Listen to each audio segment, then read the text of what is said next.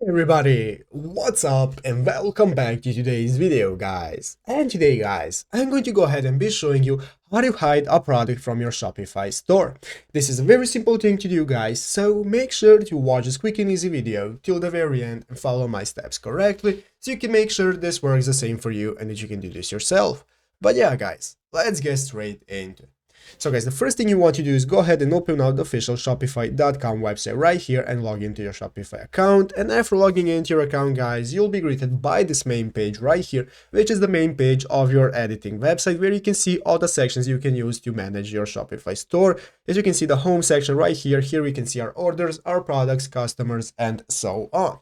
So guys, let's say that we want to hide a product from our store that we may be wanting to return a bit later, so we do not want to delete it. Well guys, this is how you do it. First things first guys, go ahead and click the products option right here at the left side of the screen.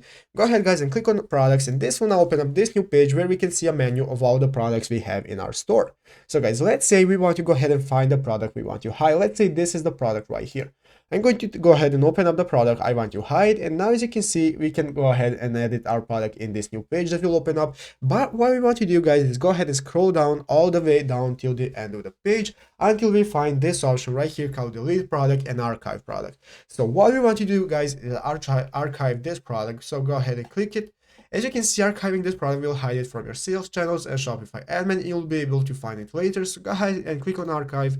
And now this will archive our product. Now let's go back to the products list. As you can see, it is archived and we'll be able to see it in the archived list right here. So when we want to return it, just go back and click on unarchive, and this will give it back to the website itself.